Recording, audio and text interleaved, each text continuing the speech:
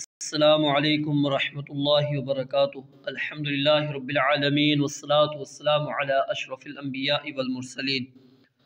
آج کا ہمارا سبق سورۃ البقرہ آیت نمبر 111، 112 اور 113 ہے۔ اعوذ باللہ من الشیطان الرجیم۔ وقالوا، اور انہوں نے کہا، وقالوا، اور انہوں نے کہا، لن يدخلا، ہرگز داخل نہیں ہوں گے، لن يدخلا، ہرگز داخل نہیں ہوں گے، الجنت، جنت میں۔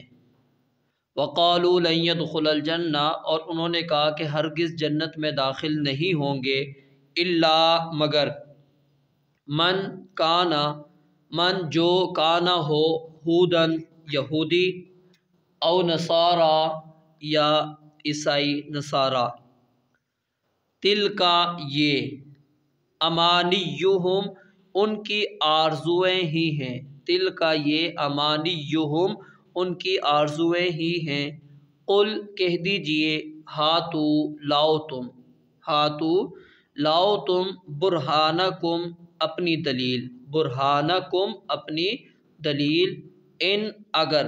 ان، اگر، کنتم، ہو تم، صادقین، سچے، بلا، کیوں نہیں، بلا، کیوں نہیں، من اسلم، جس نے تابع کر دیا، من اسلم، جس نے تابع کر دیا، وجہہ، اپنا چہرہ، وجہہ، اپنا چہرہ، کس کے لیے، للہ، اللہ تعالیٰ کے لیے، وہو، اور اس حال میں کہ وہ، وہو، اور اس حال میں کہ وہ، محسن، نیکی کرنے والا ہو، محسن، نیکی کرنے والا ہو، فلہ، تو اسی کے لیے ہے،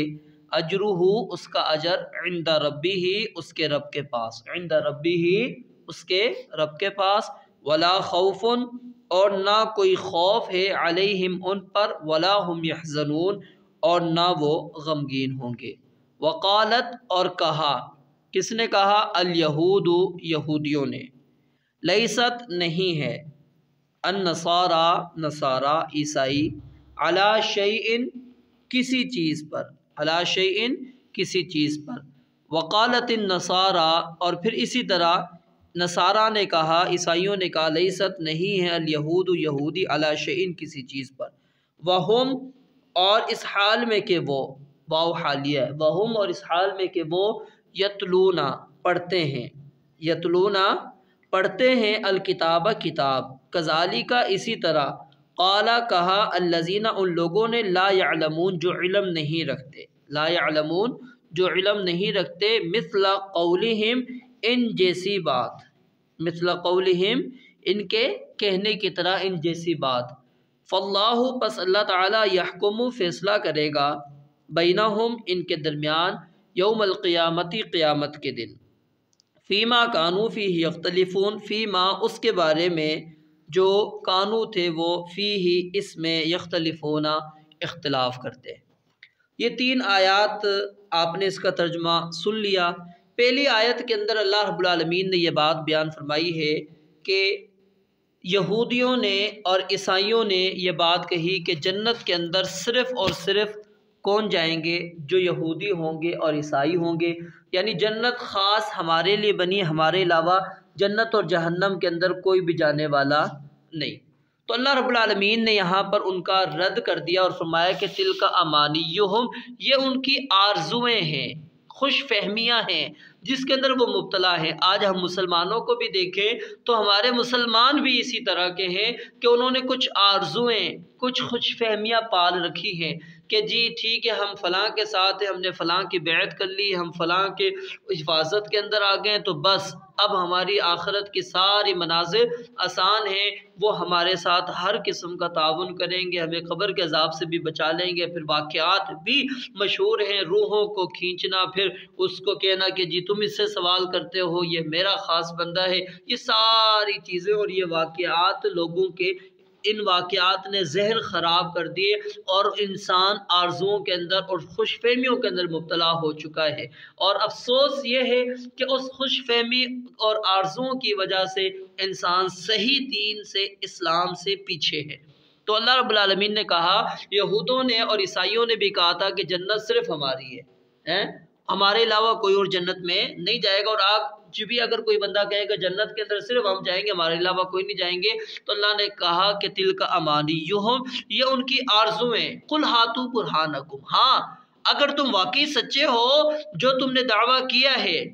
وہ دعویٰ چاہے تمہارا کسی بھی طرح کا ہو، اس کے اوپر دلیل پیش کرو۔ تو یہاں سے یہ بات ثابت ہو گئی، چاہے وہ بندہ اس بات کا دعویٰ کرے چاہے نفی کا دعویٰ کرے، جب دعویٰ کرے گا تو اس کو دلیل پیش کرنا اس کے اوپر لازم ہوگی، اگر وہ دلیل نہیں پیش کر سکے گا تو یہ اس بات کی دلیل ہے کہ وہ بندہ جھوٹا ہے۔ اور تقلید کے باطل ہونے کی سب سے سچی اور پکی دلیل یہی ہے کہ انسان دعویٰ کرتا ہے لیکن دلیل اس کے پاس موجود نہیں ہوتی۔ تو فرمایا کہ قل ہاتوا برہانکم، اپنی برہان لے کر آؤ، اپنی دلیل لے کر آؤ، پیش کرو، ان کنتم صادقین، اگر تم سچے ہو۔ پھر آگے اللہ رب العالمین نے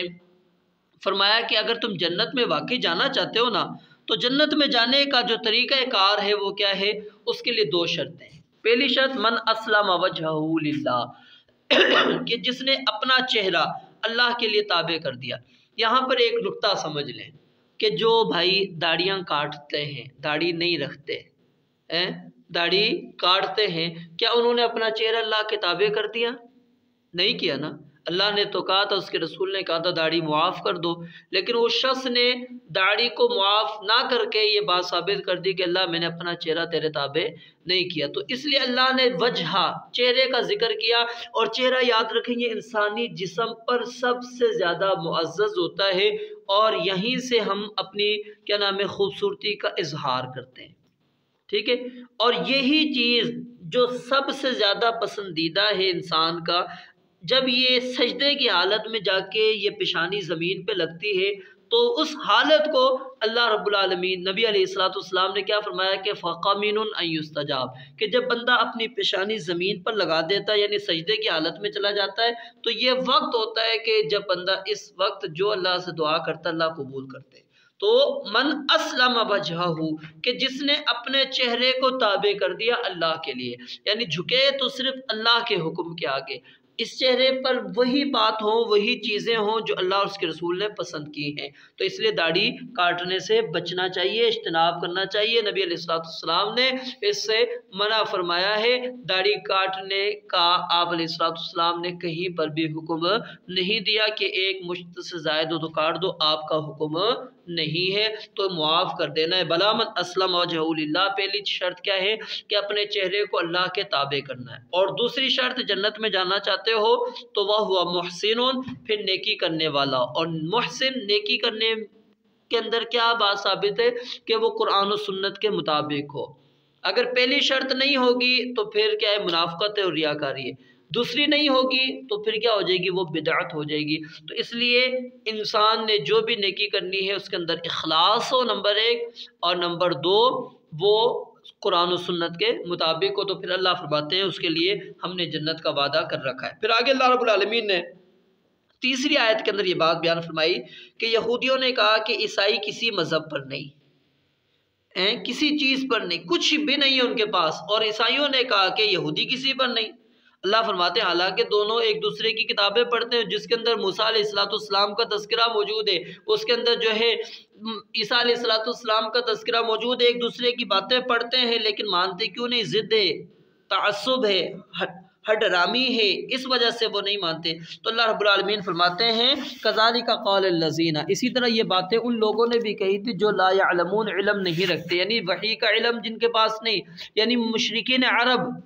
کیونکہ ان کے پاس وحی سے کچھ بھی علم نہیں تھا، اور اسی طرح اس کے اندر وہ لوگ بھی شامل ہیں جیسے دیریہ ہو گئے، بت پرست ہو گئے، سب اس کے اندر شامل ہے۔ فرمایا کہ وہ بھی